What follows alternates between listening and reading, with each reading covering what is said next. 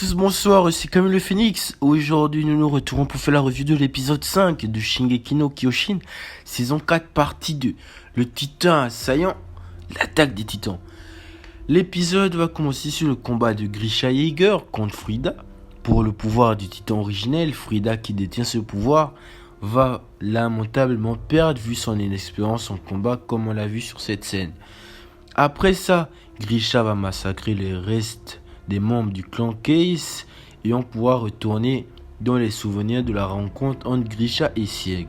Grisha qui se posa des questions à lui-même si c'était la bonne solution d'avoir commis ce massacre et obtenir le pouvoir de l'originel.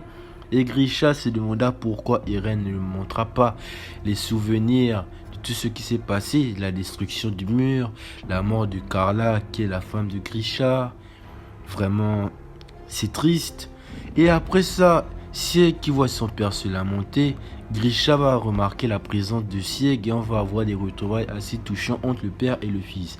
Sieg qui va verser quelques larmes, Grisha pareil. Mais il y aura une phrase qui va nous interpeller dans cette retrouvaille. Sieg va dire... Non, désolé. Grisha va dire à Sieg, arrête Eren. Et après cette phrase, on va retourner dans le chemin. Eren en pleine confiance en soi malgré qu'ils sont enchaînés. On a vu un total renversement de situation. Le pouvoir est maintenant de la part de Eren. Sieg qui est étonné des révélations sur le titan assaillant qui pouvait transcender le temps. Mais Sieg a commis une erreur. L'erreur que Sieg a commis, c'est de combler la partie manquante des souvenirs que Eren avait déjà vu dans la saison 3. La preuve, Eren dit « Merci mon frère, tu m'as ouvert la voie ». Pourquoi dire cette phrase? La mentalité de Eren est totalement à bloc. Eren va tout faire pour faire son projet jusqu'au bout. Sieg qui est pris de panique va donner un ordre à Ymir d'arrêter le trop progéniture de son peuple. Eren qui voit Ymir avancer devant l'axe pour obéir aux ordres de Sieg. Eren va littéralement se couper les doigts et va avancer vers Ymir pour l'arrêter. Après ça, nous allons avoir un flashback entre Historia et Frida qui sont en train de lire un roman, voire un livre. Ils sont en train de lire un roman et Historia va avoir un rhume. Frida va nettoyer son nez et après va sortir une phrase. Femme distinguée, c'est le mot qui nous intéresse. Et elle va pointer le doigt à la jeune fille qui est dans le roman. La jeune fille qui est dans le roman qui nous fait beaucoup penser à Ymir. On va suivre maintenant l'histoire tragique de Ymir. Ymir qui est une gentille petite fille qui aide les gens dans son village, attentionnée et servante. Un jour, son village va être attaqué et aboli par l'esclavage, par l'armée du roi Freeze. En étant aboli par l'esclavage, un jour fatidique va se passer quelque chose. Ymir va laisser fuir les couchants dans l'enclos. Et le jour-là, le roi Freeze et son armée a remarqué. Et maintenant, il y aura une accusation envers Ymir. Tous les habitants du peuple vont pointer le doigt à Ymir.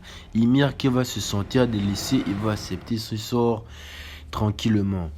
Ymir va être littéralement considéré comme un animal. Il va être chassé. On va l'attaquer, on va lancer des flèches. Il va saigner et elle sera dans l'agonie. C'est une histoire assez tragique. Et pour se cacher de l'armée de Freeze qui est en train de poursuivre, elle va trouver un arbre et elle va rentrer à l'intérieur pour se cacher. Et dans cet arbre, elle va tomber tout au fond et elle va rentrer dans de l'eau. Et dans de l'eau là, elle va trouver un parasite. Le parasite qui va donner à Ymir le pouvoir du titan originel. Elle va se transformer en titan, la panique de l'armée de Freeze. Et après ça, l'armée de Freeze va utiliser Ymir pour accroître l'autorité de son peuple. On va donner des tâches à Ymir et elle va les exécuter tranquillement. Et vu tout le travail que Ymir a fait, le roi Freeze donna une récompense à Ymir. Il va donner des enfants. Elle aura une progéniture. Elle aura 3 filles. Ymir va continuer ce cycle et un jour, lors d'une cérémonie, Ymir va sacrifier sa vie pour protéger son roi. Car un soldat traître de l'armée de Freeze lança une lance au roi pour tenter de le tuer. Ymir va protéger le roi et va malheureusement mourir. Mais le roi va traiter d'Ymir comme une esclave jusqu'à sa toute fin. Elle pouvait se régénérer mais elle ne l'a pas fait. Elle va mourir Et dans sa mort, les filles de Ymir vont manger son corps pour accroître le sang d'Ymir qui est un sang divin. Et le sang divin là peut nous faire rappeler une phrase que Ymir disait dans la saison 3, partie 1. Divinité bergère peut nous faire penser à Ymir. Ymir qui est une divinité grâce à son sang divin et bergère à cause de la tragédie des cochons. Après ça, Ymir va mourir mangé par ses enfants et ainsi de suite. Le sang de Ymir va être transmis de génération en génération pour la perpétuité du peuple de Frids.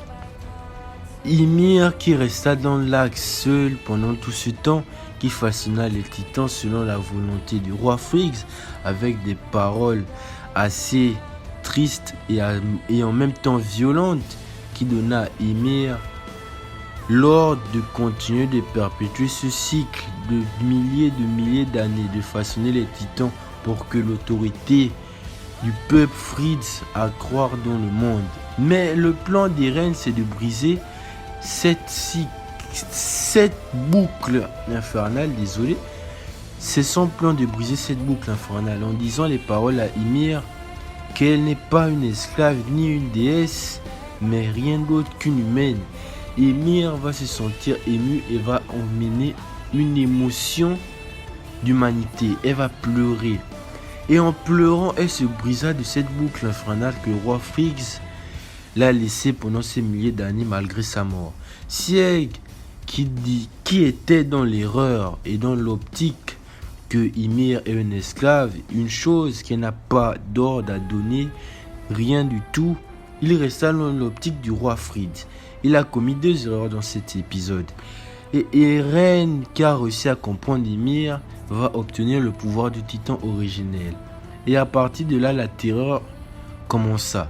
Tout le monde est en panique. Les yeux de Gabi, Mikasa, Armin, Connie, tout le monde est en panique totale.